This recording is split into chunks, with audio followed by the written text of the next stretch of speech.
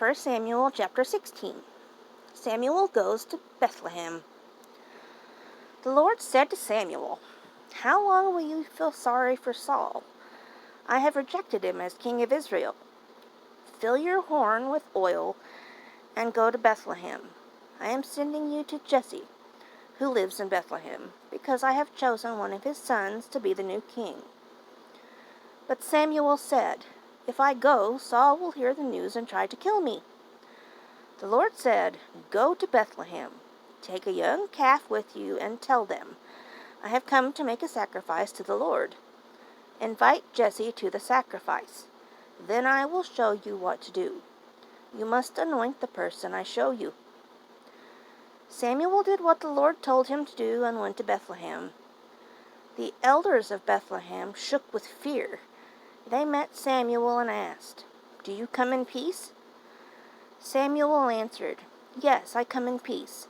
I come to make a sacrifice to the Lord. Prepare yourselves and come to the sacrifice with me." Samuel prepared Jesse and his sons. Then he invited them to come and share the sacrifice. When Jesse and his sons arrived, Samuel saw Eliab and thought, "Surely this is the man who the Lord has chosen." But the Lord said to Samuel, "Eliab is tall and handsome, but don't judge by things like that. God doesn't look at what people see. People judge by what is on the outside, but the Lord looks at the heart. Eliab is not the right man." Then Jesse called his second son, Abinadab.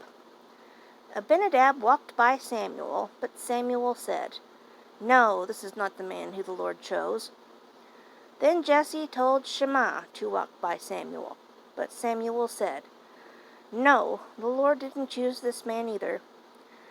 Jesse showed 7 of his sons to Samuel, but Samuel said to Jesse, "The Lord has not chosen any of these men." Then he asked Jesse, "Are these all the sons you have?" Jesse answered, "No, I have another son, my youngest, but he is out taking care of the sheep." Samuel said, "Send for him. Bring him here. We won't sit down to eat until he arrives." Jesse sent someone to get his youngest son. This son was a good-looking, healthy young man. He was very handsome. The Lord said to Samuel, "Get up and anoint him. He is the one." Samuel took the horn with the oil in it and poured the special oil on Jesse's youngest son in front of his brothers. The Spirit of the Lord came on David with great power from that day on. Then Samuel went back home to Ramah. An evil spirit bothers Saul. The Lord's Spirit left Saul. Then the Lord sent an evil spirit to Saul that caused him much trouble. Saul's servant said to him, "An evil spirit from God is bothering you. Give us the command, and we will look for someone who can play the harp. If the evil spirit from God comes on you, this person will play music for you. Then you will feel better." So Saul said to his servants, "Find someone who plays music well and bring him to me." One of the servants said, "There's a man named Jesse living in Bethlehem. I saw Jesse's son. He knows how to play the harp. He is also a brave man and fights well. He is smart and handsome, and the Lord is with him." So Saul sent messengers to Jesse. They told Jesse, "You have a son named David. He takes care of your sheep. Send him to me."